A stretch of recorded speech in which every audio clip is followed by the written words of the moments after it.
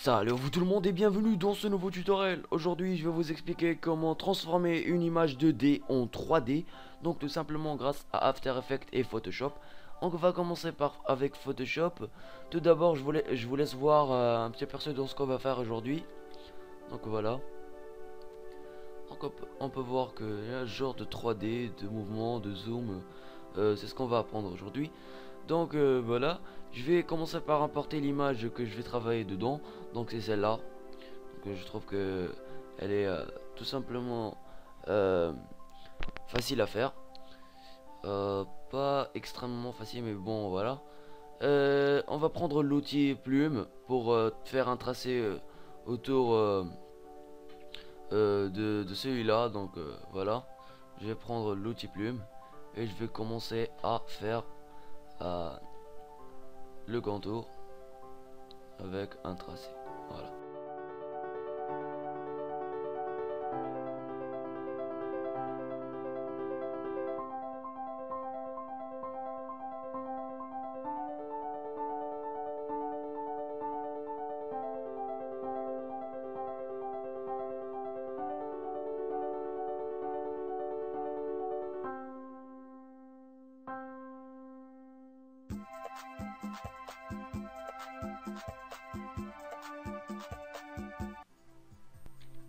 Maintenant je vais sauvegarder chaque calque tout seul. Donc maintenant pour l'arrière-plan on va afficher enregistrer sous et le mettre en PNG.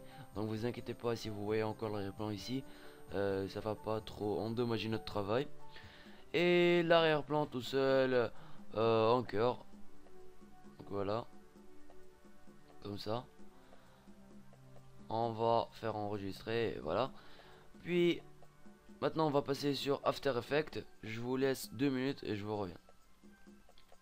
Donc nous revoilà sur After Effects, j'ai importé mes deux fichiers, l'arrière-plan et l'autre, calque.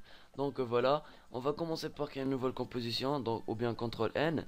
La durée, je préfère mettre 0,2 secondes, puisque ça va pas trop durer l'animation, ou bien la vidéo. Donc voilà. Je vais sélectionner les deux calques et les importer dans ma composition, donc les voilà, comme ça.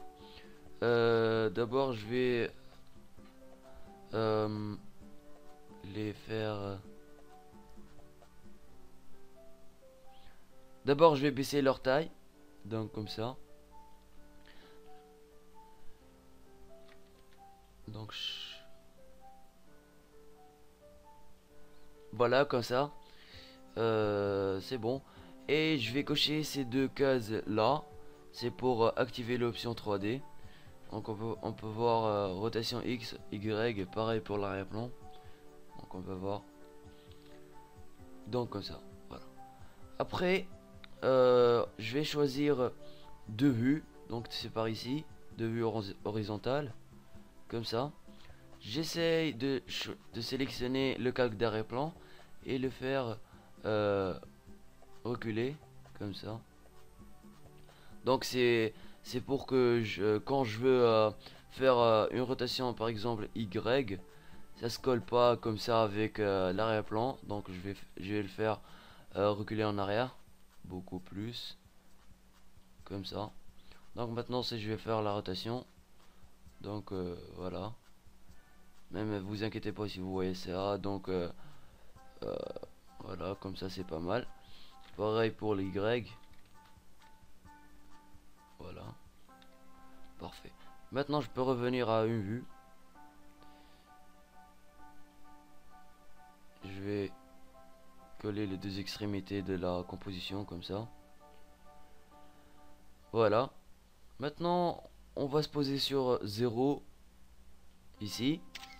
Je vais choisir transformer ici. Je vais poser une clé. Je vais voir, attends. Comme ça. On va poser une clé sur la rotation Y. Sur 0.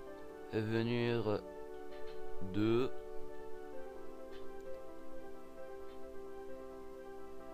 Comme ça. Et je vais mettre par exemple comme ça.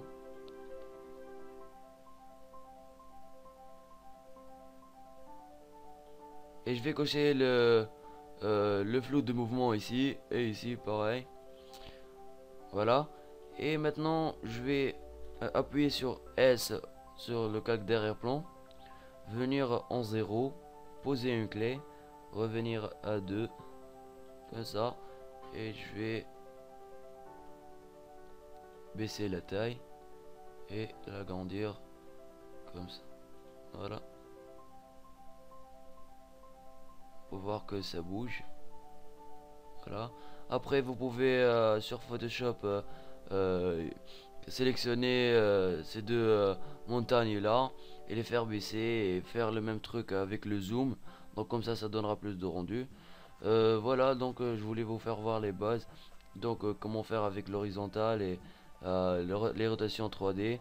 Donc vous pouvez aussi jouer avec l'orientation si vous voulez, euh, comme ça et comme ça. Donc l'orientation c'est l'X, l'Y et Z tous en un seul réglage, donc l'orientation.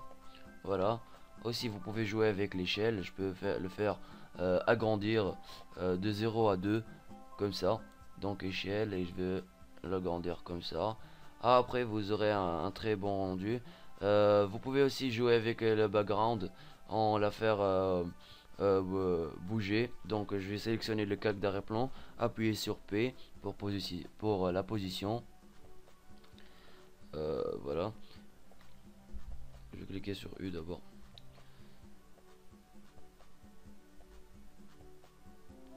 Appuyer sur P maintenant. Voilà, je vais me positionner sur 0, poser une clé et aller à 2, faire bouger aussi.